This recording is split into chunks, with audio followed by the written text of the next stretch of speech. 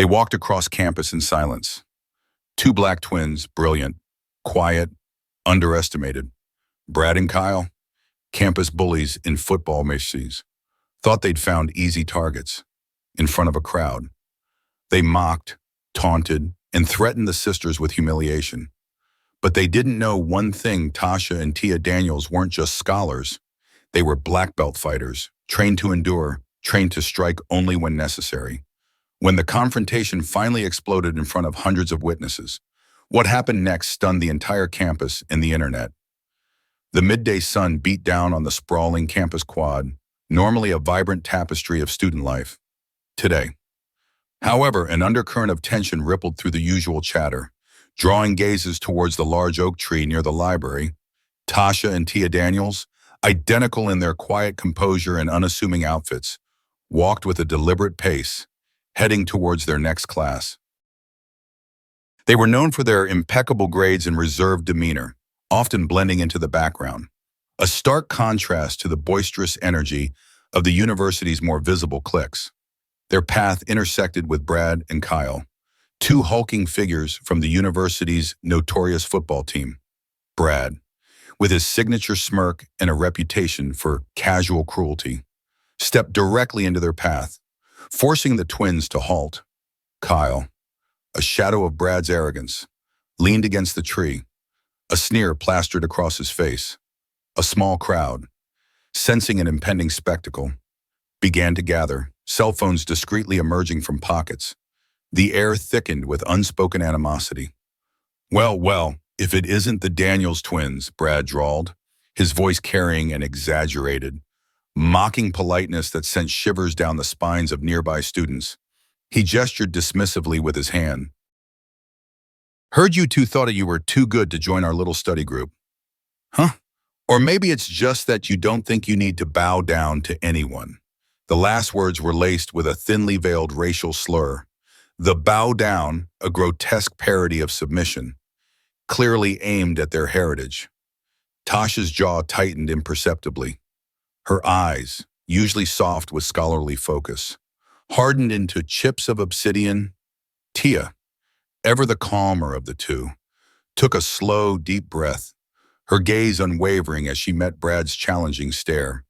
They had faced microaggressions before, or the subtle slights and veiled insults, but this felt different. This was public, brazen, and designed for maximum humiliation. "We have a class to get to." "Brad," Tia stated, her voice even, devoid of any emotional tremor. Her composure seemed to infuriate Brad even further. He advanced a step, invading her personal space. "Oh, you do? And what, are you going to run off to your history books and pretend like you don't know what I'm talking about?" Brad sneered, his eyes scanning the growing crowd, soaking in their silent attention. "Everyone knows what you two are. You think you're better than everyone else, but you're just different, and not in a good way." His words hung in the air. "A vile accusation," Kyle chuckled, pushing himself off the tree, his bulk adding to the oppressive presence. "Yeah, Brad's just asking for a little respect. You know, like on your knees kind of respect." He snickered, and a few nervous titters rippled through the onlookers, quickly silenced by the palpable tension. Tasha's knuckles turned white where her hands clenched at her sides. Every fiber of her being screamed to react, to lash out, but years of ingrained discipline held her in check. They had been taught control, precision, and the art of choosing their battles. This was not the battlefield, not yet. Brad, emboldened by their silence, mistook their restraint for weakness. He reached out, grabbing Tia's arm, his grip surprisingly strong. "Come on, just a little apology. For being so stuck up, and maybe for being, you know." He pulled her arm slightly, trying to force her off balance. A flash of something primal ignited in Tasha's eyes. She moved instinctively, her hands shooting out to gently but firmly pry Brad's fingers off Tia's arm. Her movement was so swift and economical, almost imperceptible, that Brad merely blinked, surprised by the sudden release. He looked from his hand to Tasha, a flicker of confusion crossing his face before it contorted into rage. "What was that? You little—" Brad roared, stepping forward, his fist clenching. The crowd collectively gasped, some students instinctively taking a step back, others fumbling with their phones, hoping to capture the inevitable confrontation. This was no longer just verbal sparring. "We are not obligated to apologize for existing." "Brad," Tasha said, her voice low but carrying an unexpected steeliness that cut through the midday noise. Her eyes darted around the crowd, taking in the faces, the silent witnesses. Some looked horrified, others merely curious. A few even held a glint of perverse enjoyment. Kyle stepped forward, aligning himself with Brad. "Ooh, you're not— Well, maybe we can make you feel obligated." He took a menacing step towards Tia, his shadow falling over her. "We are not looking for trouble," Tia stated, her voice still calm, but a subtle tension in her shoulders betrayed the strain she was under. She subtly shifted her weight, a tiny, almost imperceptible adjustment, positioning herself. Brad laughed, a harsh, grating sound. "Trouble, we're just teaching you a lesson, girls, about who's really in charge here. And maybe, just maybe, you'll learn your place." He then did something completely unexpected. With a sudden burst of speed, he lunged not at Tasha or Tia, but at a bystander, a smaller student who had been filming on his phone, snatching the device and tossing it carelessly into a nearby bush. The act was a clear message: no witnesses, no evidence. It was an escalation, a declaration that they controlled this space. The twins exchanged a quick, almost imperceptible glance. This was it. The line had been crossed. The humiliation had become a physical threat, not just to them, but to anyone who dared to observe. The quiet campus quad, moments before a picture of academic tranquility, had transformed into an arena of open hostility. The sun seemed to glare, illuminating the stark reality of the confrontation. The silent students watched, frozen, as the two hulking figures of Brad and Kyle squared off against the seemingly vulnerable Daniels twins, completely unaware of the coiled power that lay dormant beneath their quiet exteriors. The stage was set for a dramatic revelation. But for now, the Daniels sisters endured the public shaming, their silence a testament to their deep-seated control. A control that was about to be pushed to its absolute limit. The harsh glare of the midday sun on the quad, the taunting laughter of Brad and Kyle, and the silent, complicit gazes of the crowd, all coalesced into a suffocating fear for Tasha and Tia. This pressure was a familiar weight, a ghost from a past they rarely spoke of, the sting of public humiliation. The demand to bow down echoed a different, colder environment, a different kind of training ground. Years ago, barely teenagers, they had been sent to a specialized youth academy, a place shrouded in the austere discipline of a military training camp. It wasn't a choice. It was a consequence of circumstances that demanded they learn to defend themselves, not just physically, but psychologically. The camp, nestled deep within a secluded, arid landscape, was a crucible designed to forge resilience. The instructors, stern and unyielding, preached control above all else. They learned not to react, but to observe, not to strike, but to wait, not to surrender, but to endure. One particular memory, sharp and vivid, seared itself into their minds. It was a grueling sparring session, held in the unforgiving dust of the camp's outdoor arena. Their instructor, a formidable woman with eyes that missed nothing, had paired them against much larger, older cadets. The objective wasn't to win, but to withstand. They were relentless in their attacks, their blows landing with bone-jarring force. Tasha recalled the impact of a fist against her ribs, the searing pain, the immediate impulse to retaliate with everything she had. But the instructor's voice, a low rumble, cut through the pain. Control your impulse. Control your pain. Endure. Your strength is not in hitting back, but in knowing when and how to hit with purpose.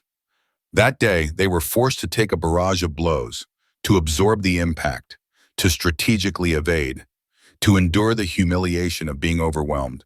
All while their internal fire raged, they learned to fall, to roll, to mitigate damage, to conserve energy, to read their opponent's intentions, and most importantly, to keep their true capabilities hidden until the opportune moment.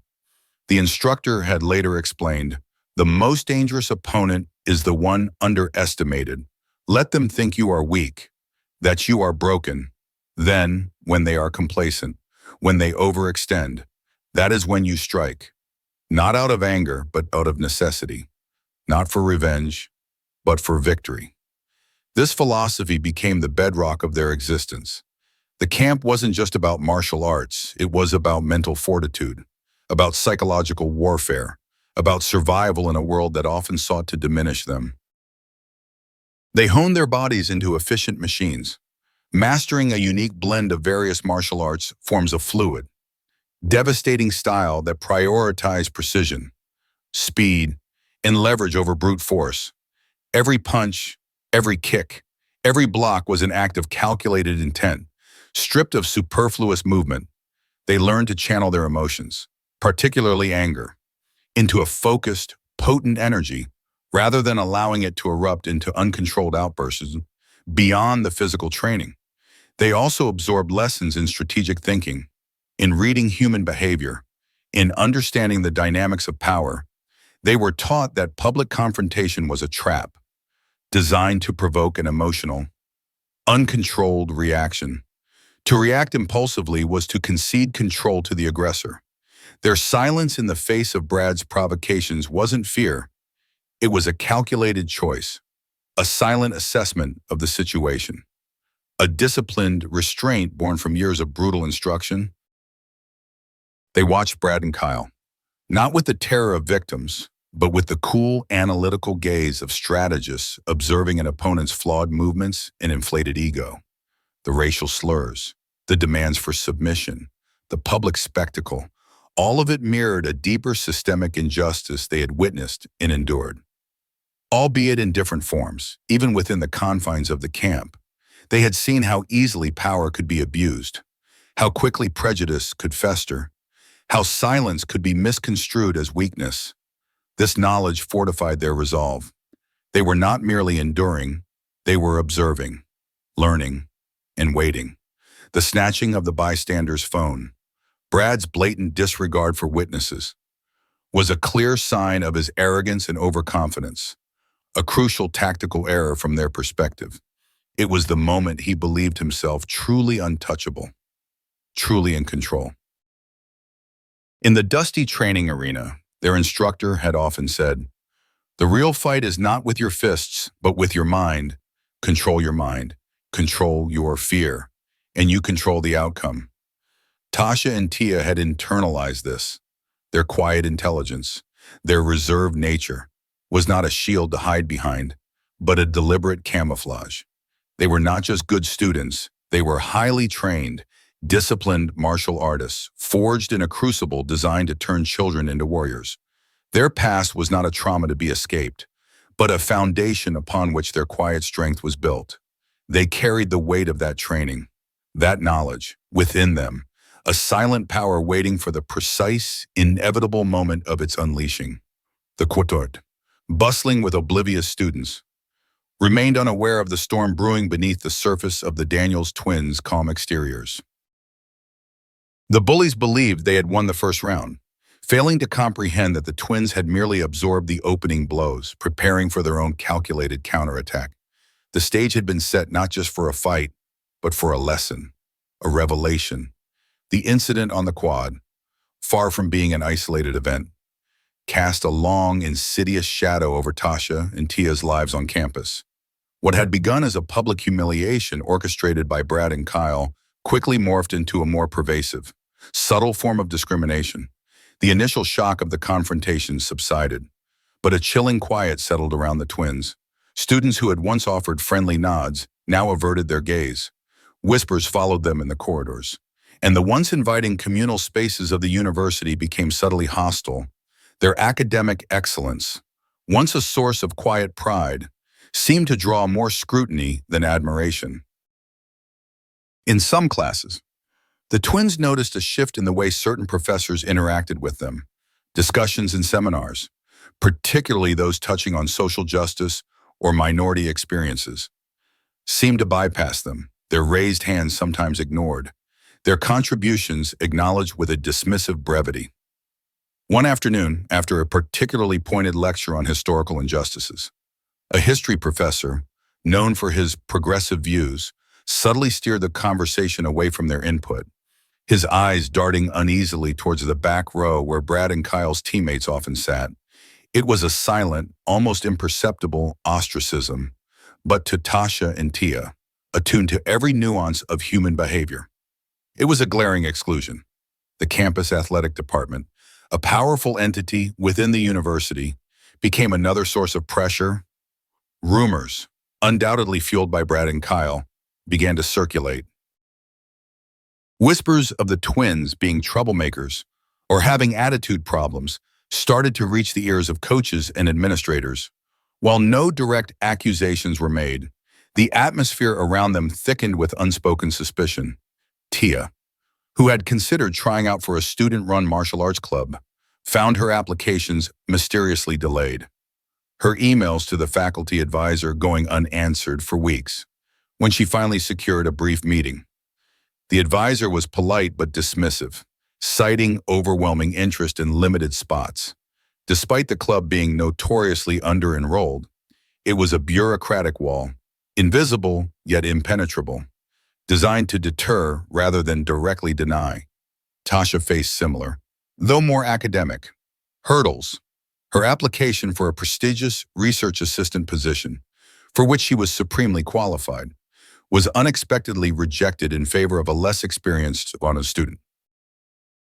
The feedback she received was vague, citing lack of perceived fit rather than any concrete deficiency. The sense of being subtly undermined, of having their capabilities questioned without explicit cause, began to gnaw at the edges of their formidable composure. They understood that this was the insidious nature of systemic bias. It rarely announced itself with overt hostility, but rather manifested as a series of small, frustrating roadblocks designed to wear down and exclude. Even the seemingly innocuous student gatherings felt different.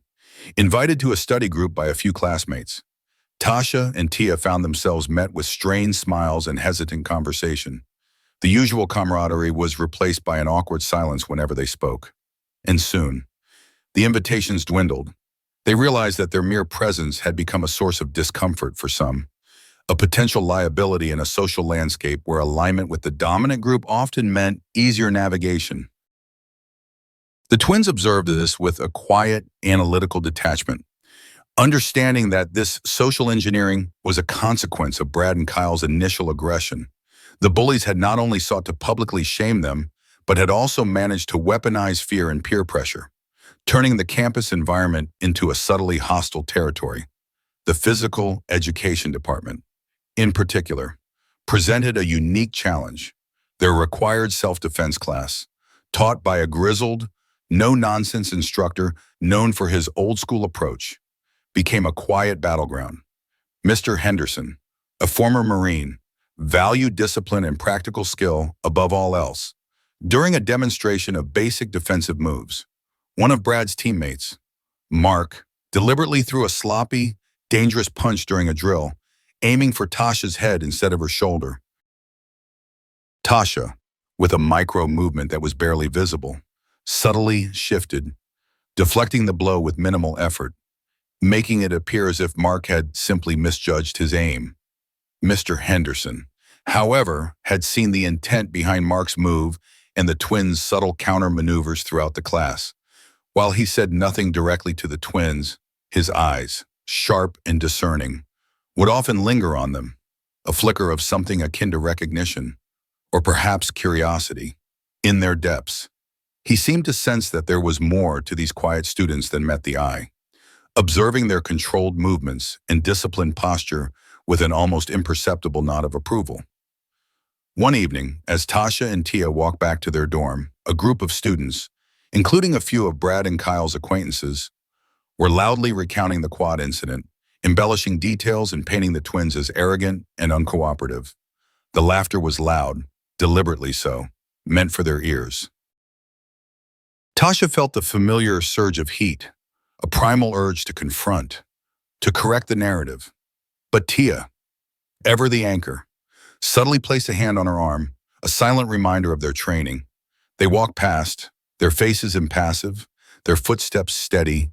It was a conscious act of endurance, a testament to their ingrained discipline.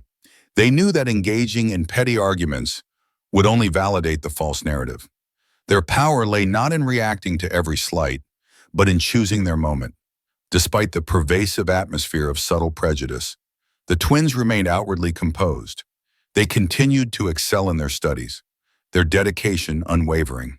They woke early for their rigorous morning workouts, maintaining the physical and mental discipline that had been etched into their beings. Their silence was not passive. It was a form of active resistance, a refusal to be provoked into an emotional outburst that would only serve their detractors. They understood that the game had changed from overt aggression to insidious manipulation, and they were ready to play a different kind of game, one where their strategic patience and hidden strength would ultimately prevail. The rising tension was palpable, a silent hum beneath the veneer of campus life, a prelude to the storm that was inevitably building. The subtle pressure that had been tightening its grip on Tasha and Tia slowly began to crack. Not with a sudden explosion, but with the quiet, deliberate precision of a well-aimed strike. The physical education class, particularly the self-defense module, became the unexpected crucible for their first act of resistance. Mr. Henderson, the gruff ex-Marine instructor, had maintained his watchful silence, but his eyes, sharp and assessing, missed nothing. He observed the twins' understated movements, their effortless execution of basic drills, and the barely concealed disdain from Brad and Kyle's teammates, particularly Mark and a hulking defensive lineman named Dave.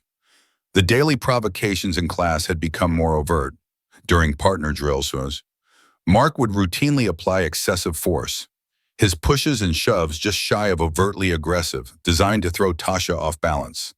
Dave, with his brute strength, would try to overwhelm Tia with sheer weight, grunting with feigned effort as he leaned into defensive holds, making them struggle to maintain their form.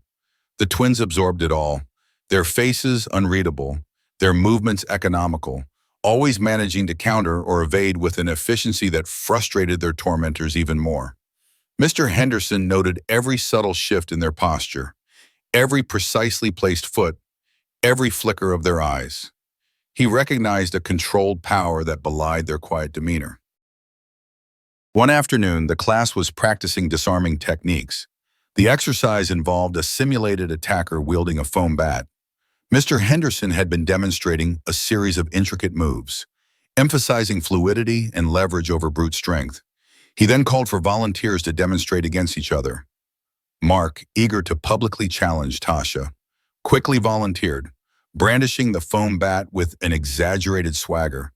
"I'll go against Tasha," he announced, a mocking gleam in his eyes, clearly relishing the opportunity to put her in a vulnerable position. A ripple of anticipation went through the class. Students instinctively moved closer, sensing the impending confrontation. Mr. Henderson, his gaze fixed on Tasha, simply nodded. "All right, Mark, Tasha, show us how it's done." Mark advanced, a predatory grin on his face, and swung the foam bat in a wide, sweeping arc, clearly intending to make Tasha scramble. But Tasha didn't scramble. Her movements were a blur of disciplined elegance. She didn't dodge, she flowed. With a sudden, almost imperceptible shift of her weight, she stepped into the arc of the bat, her body momentarily aligning with its trajectory. Her hand, moving with lightning speed, intercepted Mark's wrist just as the bat reached its apex. It wasn't a grab, it was a precise pressure point application, a subtle twist of the wrist that leveraged his own momentum against him. Mark's grip instantly loosened, his eyes widening in surprise, and the foam bat clattered harmlessly to the floor. Before he could react, Tasha had already moved, her foot sweeping behind his ankle in a precise, almost imperceptible motion. Mark stumbled, losing his balance, and found himself suddenly on one knee, his mouth agape, staring up at Tasha, who stood over him, perfectly balanced, her hand still lightly on his arm. The picture of serene control. The entire sequence had taken less than 2 seconds. It was so fast, so effortless, that many students blinked, uncertain of what they had just witnessed. It wasn't violent. It was merely devastatingly effective. A hush fell over the gymnasium. Even Dave, who had been snickering from the sidelines, straightened up, his eyes narrowed in disbelief. Mr. Henderson, however, merely nodded slowly, a faint, almost imperceptible smile playing on his lips. "Excellent, Tasha," he rumbled, his voice cutting through the stunned silence. "That's what I mean by leveraging your opponent's momentum. Precision over power." He then turned his gaze to Mark. "Mark, you relied too much on brute force. You telegraphed your move. Learn from that." The demonstration had been a quiet earthquake. Mark, red-faced and humiliated, scrambled back to his feet, avoiding Tasha's gaze. The casual dismissal of her abilities had just been shattered by an undeniable display of mastery.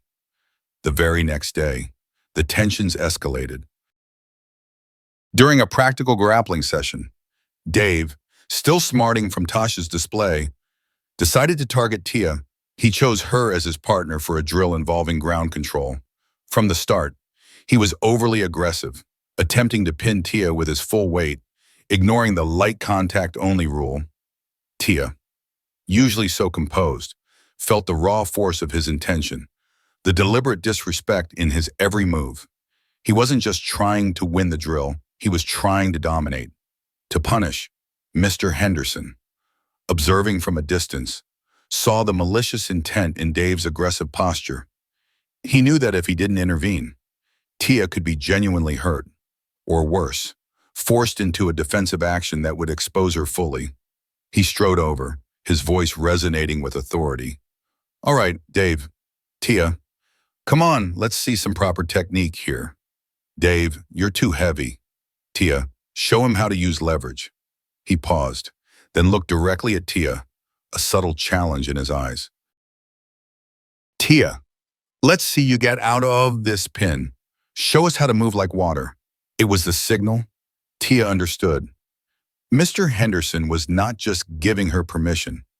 He was giving her a stage, and an implicit shield against repercussions. Dave, confident in his size, continued to press down, a smug expression on his face. Tia took a breath. Her body, coiled and agile, began to move. It wasn't a struggle, it was an unfolding. She executed a series of subtle, almost invisible shifts, finding minuscule gaps in Dave's posture, exploiting weaknesses in his center of gravity. Her limbs moved with a fluidity that seemed impossible given Dave's bulk.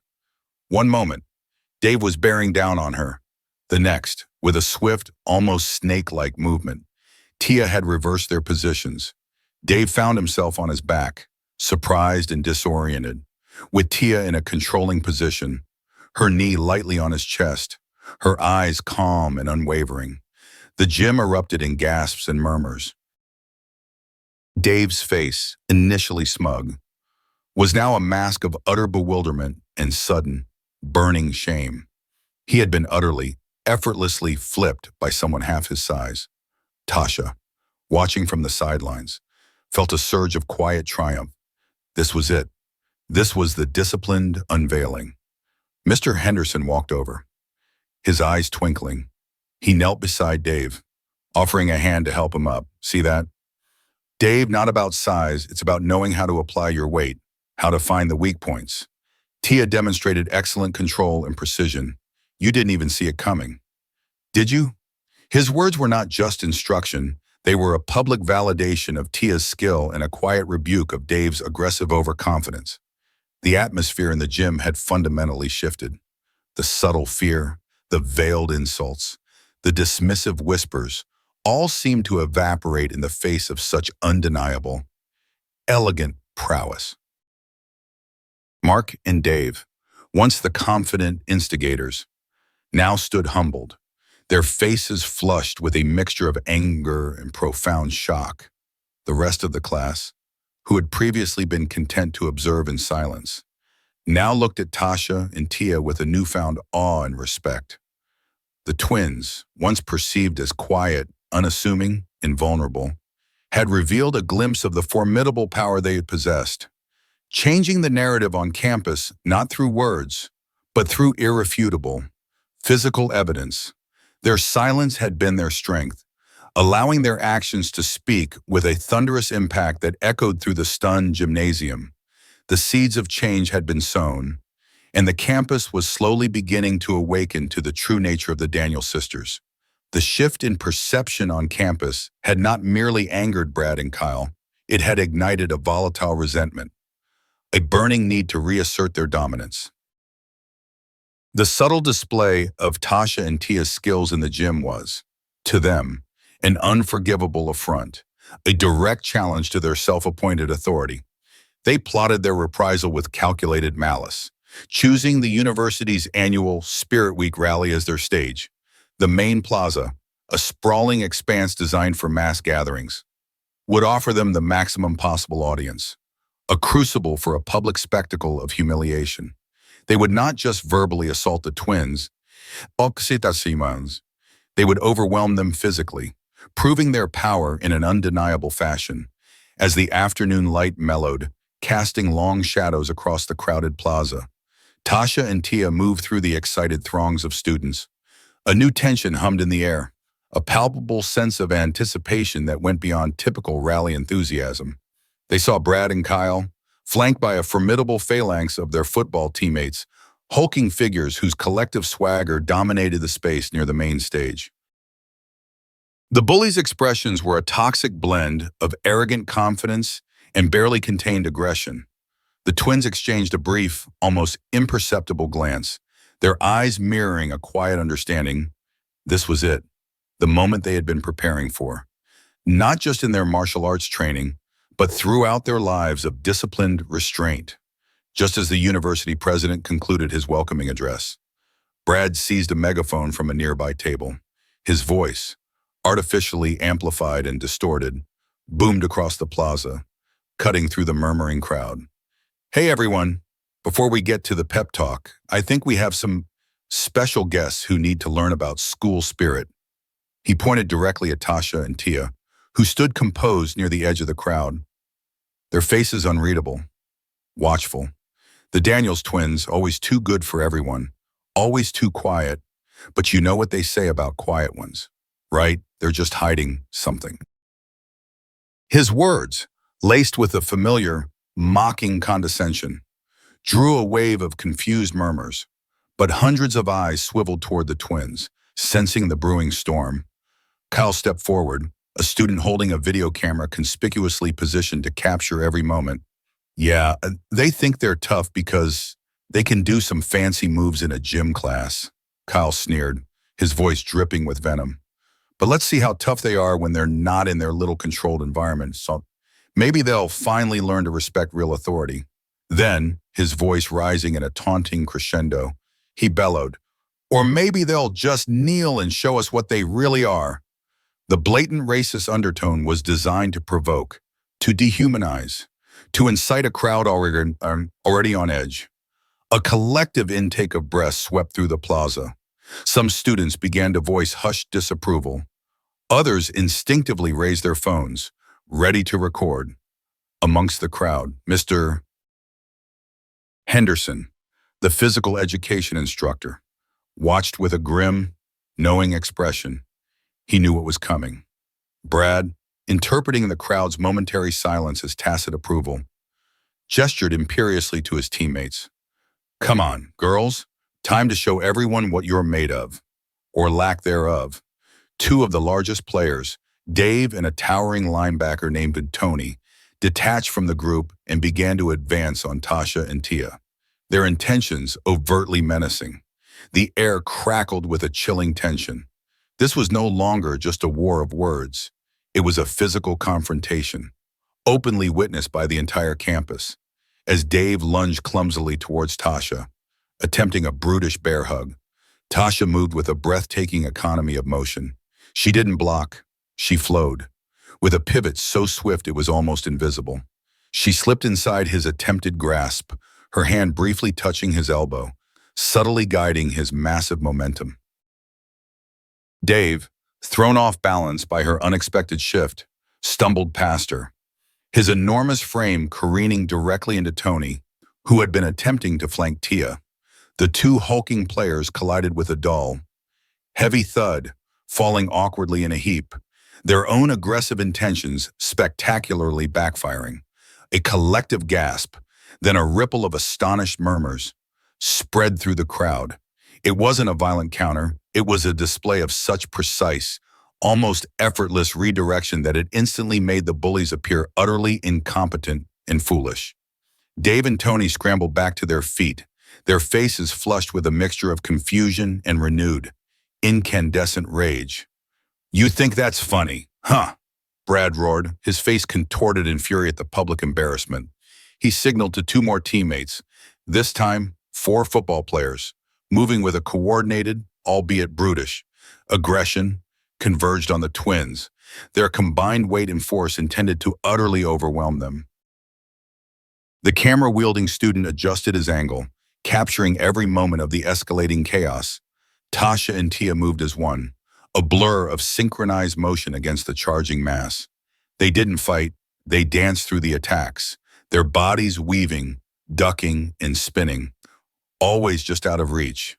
When a flailing arm swung, they would subtly redirect it, sending the attacker off balance or into another one of their own teammates. A wide leg kick would be deftly sidestepped, causing the aggressor to overextend. They expertly used their attacker's own momentum, their impatience, and their sheer lack of discipline against them.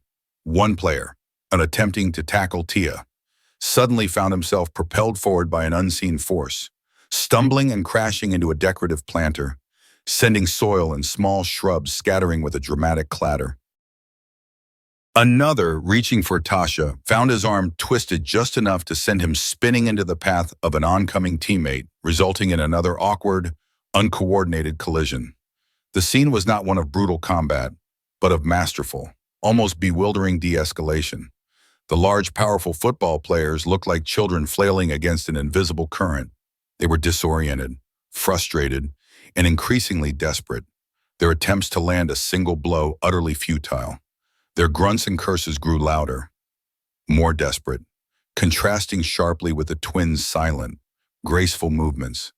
From the edge of the plaza, a stern woman with keen eyes, one of the twins' former instructors from the training academy, had just arrived. She watched, a flicker of profound recognition and quiet pride in her otherwise impassive face, as Tasha and Tia systematically dismantled the attackers, not by striking, but by making them fall over each other, by exploiting their lack of balance and discipline, and by turning their own aggression into their spectacular downfall. She noticed the camera pointed at them. Realizing the public implications of this moment, Brad, incandescent with fury and humiliation, abandoned the megaphone and charged Tasha directly. A wild, uncontrolled swing of his fist aimed at her head. Tasha, with a movement that seemed to defy gravity, dipped and swiveled, her foot brushing his, and with a precisely timed, almost imperceptible push against his shoulder, sent him spinning. Brad, caught completely off guard, stumbled backward, losing his footing on the uneven pavement. He tripped over his own feet, arms flailing wildly, and landed on his backside with a resounding thud, the megaphone flying from his hand and bouncing loudly across the plaza. A collective gasp, then a ripple of astonished, disbelieving laughter spread through the crowd. Brad lay there, dazed and utterly humiliated, surrounded by his equally disoriented and defeated teammates, who were still trying to untangle themselves from each other. Tia stood calmly beside Tasha, both sisters perfectly composed, their breathing steady, their eyes clear and unwavering.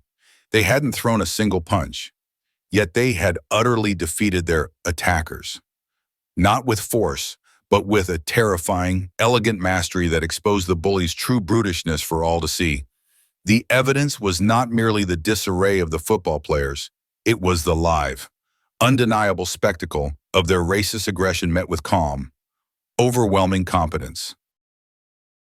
The campus security cameras, strategically placed around the plaza, would undoubtedly have captured the entire, bizarre confrontation from multiple angles. The dozens of student phones now recording ensured that this public display of mastery would be preserved and disseminated far beyond the plaza. The quiet, scholarly twins had, without raising a hand in anger, shattered the illusion of their vulnerability and irrevocably changed the narrative on campus. The crowd was no longer passive. They were now active witnesses to a monumental, undeniable shift in power. The resounding thud of Brad hitting the pavement, the scattered football players, and the profound and stunned silence that followed his spectacular fall broke like a dam across the plaza. It was a silence quickly replaced by a burgeoning roar of disbelief, then a wave of applause and cheers that swept through the student body. The transformation was instantaneous. The hushed, complicit crowd was galvanized into a vocal, active audience, their phones, once discreetly held, now brazenly raised, capturing every moment. Brad, still sprawled on the ground, stared up at Tasha and Tia with a mixture of shock and incandescent fury, unable to comprehend how his meticulously planned public shaming had so spectacularly backfired. Campus security, alerted by the commotion, began to converge on the plaza. Among them was the chief of campus security, a stern woman named Captain Hayes, who had been observing the rally from a distance and had witnessed the entire, bizarre confrontation unfold.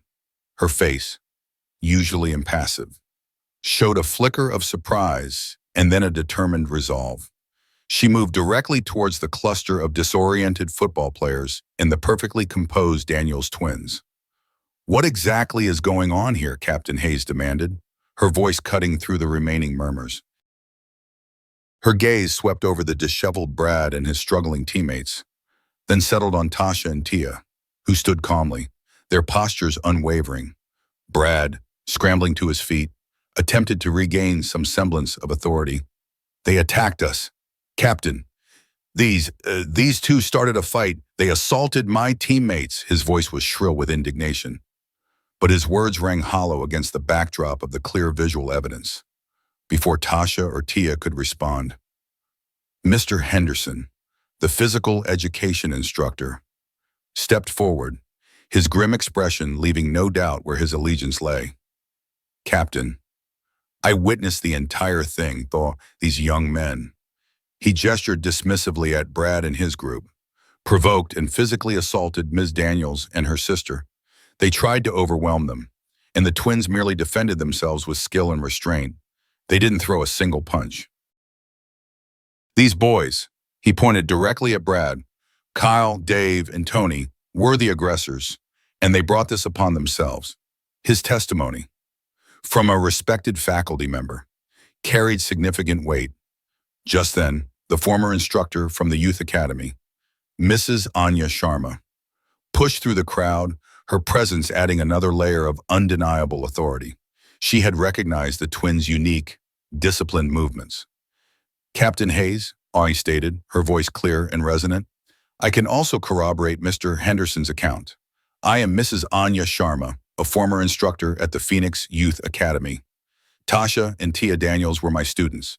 Their actions were a textbook display of defensive martial arts, designed for de-escalation and self-preservation, not aggression. What I witnessed was a blatant, unprovoked attack by these young men, met with exemplary discipline." Her words resonated with an air of professional authority, adding powerful credence to the twins' defense. Captain Hayes nodded, her gaze hardening as she looked at Brad and Kyle. The video camera, still clutched by Kyle's teammate, was now a damning piece of evidence, as were the dozens of student phones recording the scene. "I understand," she said, her voice firm. "Security, escort Mr. Jones, Mr. Miller, and their associates to my office immediately. We will be reviewing all available footage and taking statements." This is a serious matter.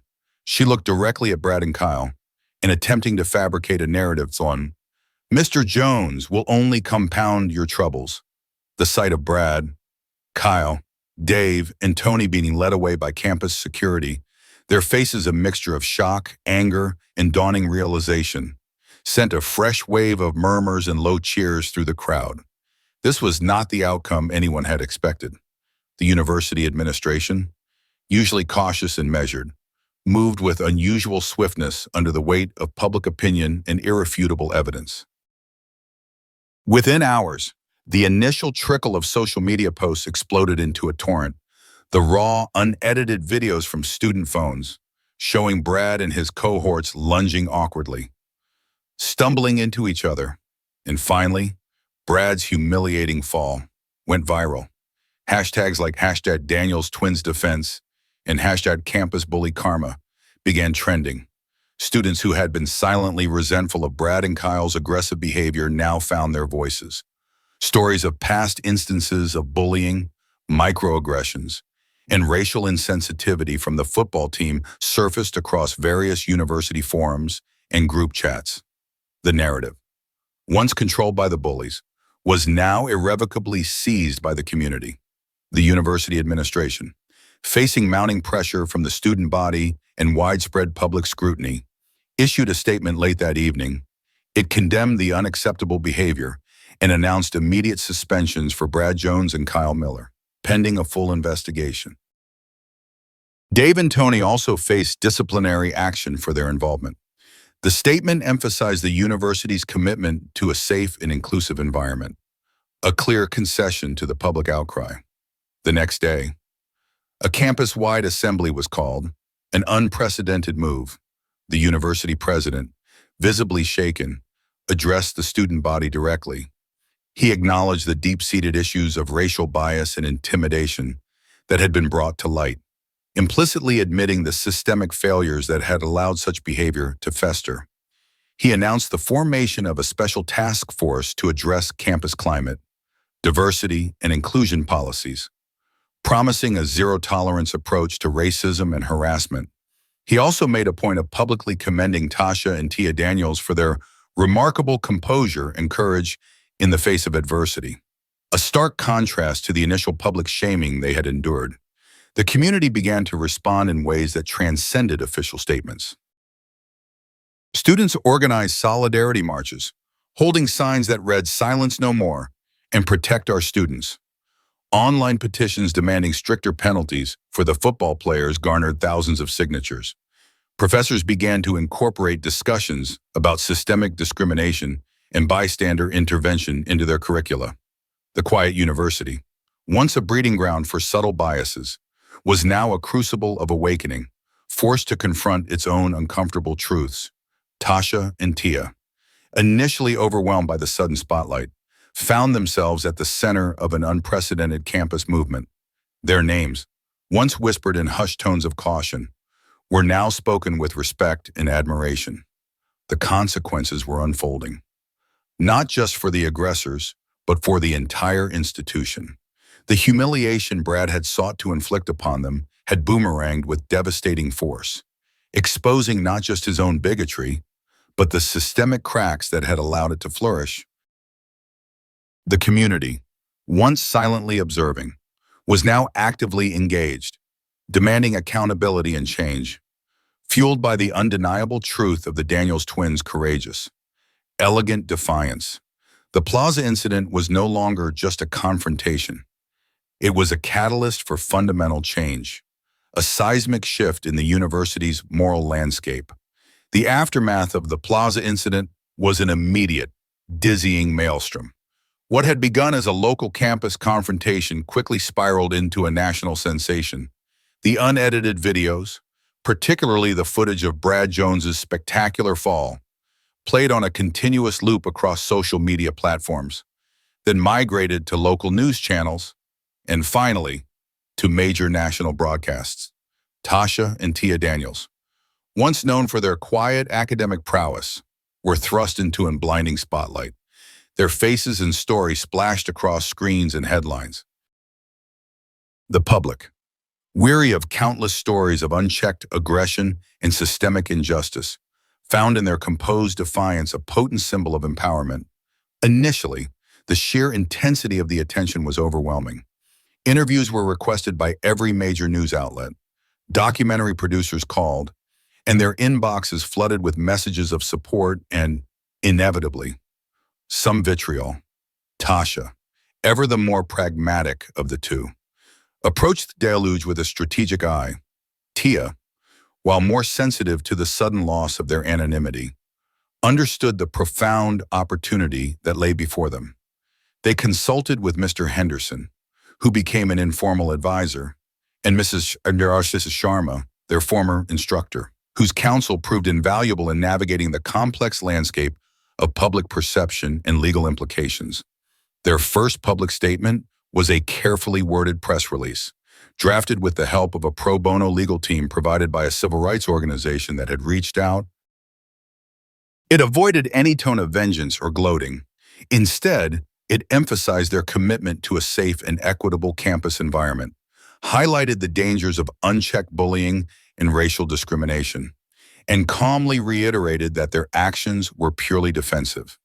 This measured approach resonated deeply, garnering widespread approval and contrasting sharply with the often aggressive and defensive statements released by Brad's family and their legal representatives, who attempted to paint the twins as instigators. The real power of their message, however, was amplified through their own voices. They opted against grandstanding press conferences, choosing instead a series of carefully selected, intimate interviews with reputable journalists and online platforms known for their nuanced reporting. In these interviews, they spoke not just of the incident, but of the pervasive, subtle discrimination they had endured. Tasha articulated the insidious nature of microaggressions, the slow erosion of dignity that went unnoticed by those in positions of power. Tia spoke of the emotional toll, the constant vigilance required to navigate a subtly hostile environment, and the psychological burdens of being perpetually underestimated. They shared their past, revealing the disciplined training that had shaped their resilience, but framed it not as a story of violence, but of self-mastery and inner strength. Their narrative was about survival, not revenge. The impact on social media was immediate and profound. Beyond the viral videos of the incident, students and alumni began sharing their own experiences of racial bias, creating an unprecedented wave of candid testimony. A new online community formed around the Daniels twins, a virtual safe space where individuals shared stories, offered support, and organized local advocacy efforts. Tasha and Tia leveraged this organic movement, not by seeking fame, but by amplifying the voices of others. They shared posts from fellow students detailing instances of unfair treatment, created online resources for reporting discrimination, and connected marginalized student groups with legal and emotional support networks. Their once quiet profiles became platforms for a broader social justice movement, their faces becoming synonymous with courage in the face of adversity. The university, still reeling from the public fallout, found itself under unprecedented scrutiny. The president's office, initially praised for its swift disciplinary actions, now faced mounting pressure to address systemic issues. The task force announced earlier was not just a symbolic gesture.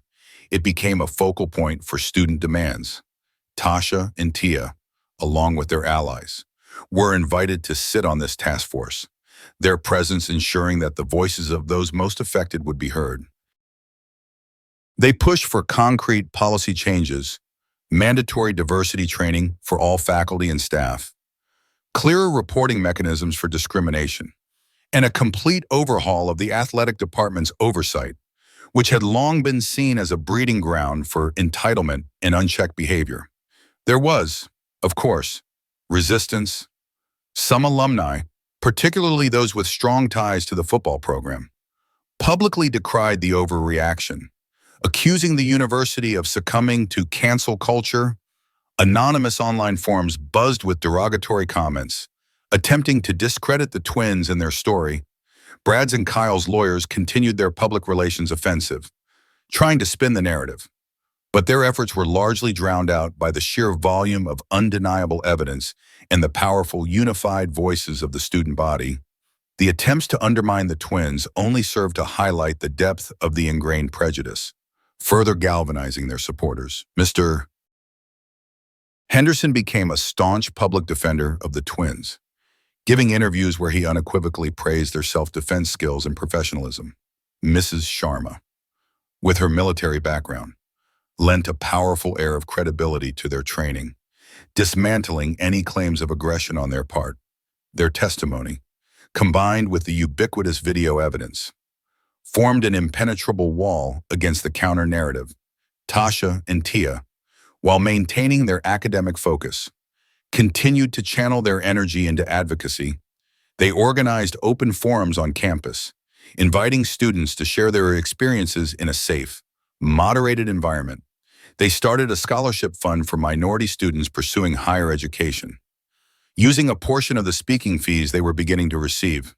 Their message transcended the initial incident, evolving into a broader call for empathy, accountability, and systemic change. They transformed their ordeal into a blueprint for activism, demonstrating that true power lay not in physical dominance, but in controlled action, unwavering conviction, and the courage to speak truth to power. Their story, once a flashpoint of humiliation, was now a rallying cry, a testament to the fact that even the quietest voices, when amplified by justice and undeniable evidence, could shake the foundations of established prejudice.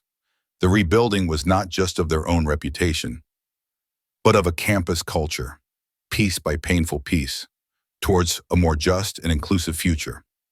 The spring semester drew to a close, a palpable sense of change lingering in the campus air, a stark contrast to the oppressive atmosphere that had choked it just months before.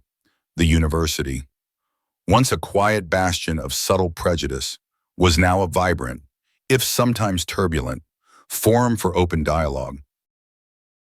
Brad Jones and Kyle Miller, stripped of their scholarships and facing ongoing legal repercussions for assault and hate speech, were expelled from the university. Dave and Tony, along with other involved teammates, received lengthy suspensions and were mandated to undergo extensive diversity and sensitivity training. The public impact had forced the administration's hand, ensuring that justice, however belatedly, was served within the institutional framework. But the real transformation wasn't just in punitive measures, it was in the awakening of the community. The task force, with Tasha and Tia's unwavering input, had spearheaded significant policy reforms. Mandatory diversity training became a cornerstone of faculty and staff onboarding, with workshops designed not just to tick boxes, but to foster genuine understanding and empathy. A new, accessible reporting system for incidents of discrimination was implemented, designed to be swift, transparent, and protective of victims. The athletic department, once virtually autonomous, was brought under stricter university oversight, with new guidelines emphasizing sportsmanship, respect, and accountability for athlete conduct both on and off the field. The university's official motto, once a generic platitude, was amended to explicitly include diversity, equity, and inclusion, a symbolic but significant shift for Tasha and Tia. The personal impact was profound. They reclaimed their anonymity somewhat, but it was an anonymity rooted in respect, not invisibility. They were no longer the quiet girls who blended into the background. They were the Daniels twins, known for their unwavering integrity and their unexpected strength. Their academic standing remained impeccable, their focus sharpened by the clarity of their purpose. They received numerous accolades, including a university-wide award for courage and activism, presented by the president himself at a subdued but heartfelt ceremony. The applause was genuine, resounding with the weight of a collective apology and admiration. The culmination of their journey came at the university's graduation ceremony. The quad, the very place where their public humiliation had begun, was transformed. Instead of whispers and averted gazes, there was a palpable sense of unity and shared purpose. As their names were called, Tasha and Tia walked across the stage to thunderous applause and a standing ovation. Their fellow students, even those who had initially been silent bystanders, cheered with heartfelt enthusiasm, recognizing the seismic shift they had helped bring about during the student hour address portion of the ceremony, which they had been asked to deliver jointly. Tasha stepped up to the podium, her voice clear and resonant, carrying across the assembled graduates, faculty, and families. She spoke not of anger or resentment, but of the quiet strength found in knowing oneself, of the power of choosing to endure, and of the profound impact of collective action. "We stand here today," Tasha began, her gaze sweeping across the faces in the crowd, "not just as graduates, but as witnesses to change. Our journey here, like many of yours, was not without its challenges. We faced moments when we were asked to shrink, to apologize for who we are, to diminish our very existence." Her voice remained steady, devoid of bitterness, but we learned that true strength is not found in aggression, but in quiet discipline. It's in the courage to stand tall, even when the world asks you to kneel. It's in trusting your inner compass, even when the path is unclear. Tia then stepped forward, her voice equally calm, but imbued with a quiet intensity. "We learned that silence can be a form of endurance, a preparation. But there comes a time when silence must break, not with violence, but with truth. The truth of who you are, the truth of what you believe, and the truth of the injustices you see around you." She paused, her eyes meeting those of the graduating class. "This university, our community, has faced its own truths this year, and in doing so, we have proven that collective conscience, when awakened, is the most powerful force for change," Tasha concluded, her voice gaining a quiet power. "Our message is simple: do not underestimate the quiet ones. Do not mistake composure for weakness, and never, ever give up on the fight for what is right. No matter how subtle or overt the challenges may be, your voice matters. Your presence matters. Your truth matters. Let your actions speak for themselves, with precision, with purpose, and with unwavering courage." As they stepped away from the podium, a wave of emotion swept through the audience.